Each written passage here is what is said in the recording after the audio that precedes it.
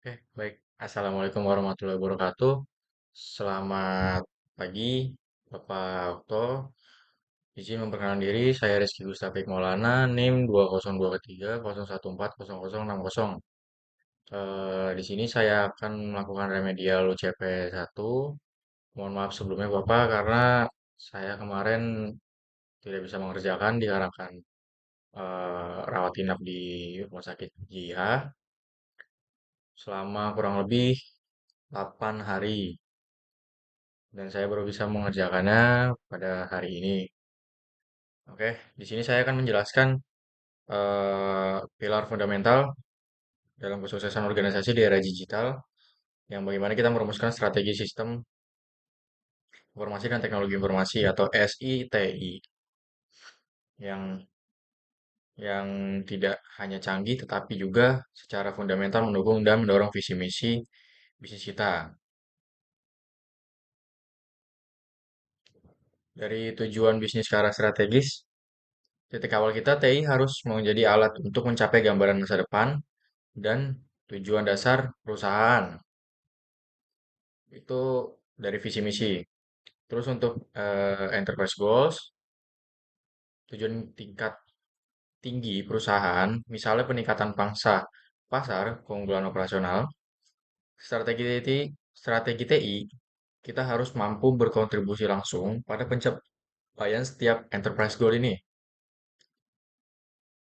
Jadi strategi SI atau TI ini dimulai dari atas.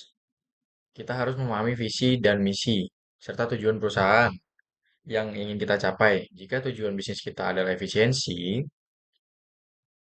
maka fokus TI harus pada otomatisasinya. Jika tujuan kita adalah inovasi produk baru, maka fokus TI harus pada kapabilitas R&D dan platform digital. Selanjutnya, diagram A ini menunjukkan proses komprehensif untuk menyusun strategi SI dan TI. Yang bagaimana kita mengelola sumber daya dan layanan. Fokusnya itu pada teknologi infrastruktur dan arsitekturnya. Jadi diagram A adalah peta jalan kita. Ini bukan sekadar membeli perangkat lunak baru. Ini adalah analisis mendalam terhadap lingkungan kita, apa yang sedang terjadi di pasar kita, eksternal, dan apa kapabilitas internal kita saat ini. Untuk menghasilkan tiga output krusial, bagaimana kita mengelola TI, teknologi apa yang kita butuh, dan aplikasi baru apa yang akan kita bangun.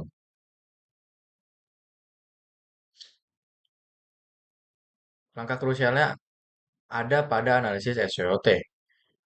Kita menggunakan SWOT untuk memastikan bahwa strategi TI memanfaatkan kekuatan internal, menambal kelemahan, memaksimalkan peluang teknologi baru, dan meredam ancaman.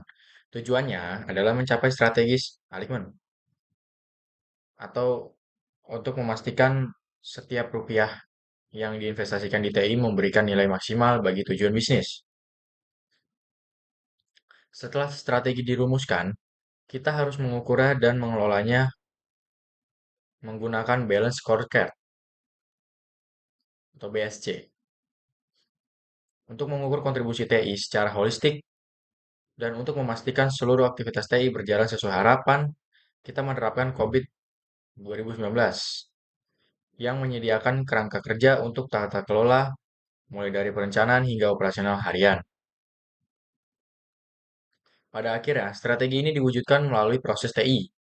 Sehari-hari, kita tidak boleh berpuas diri melalui penilaian capability level dan panduan audit. Kita terus-menerus mengevaluasi seberapa matang proses kita. Tujuannya adalah supaya perbaikan berkelanjutan memastikan TI selalu siap mendukung tantangan bisnis yang akan datang. Sekian dari saya. eh, Kurang lebihnya mohon maaf.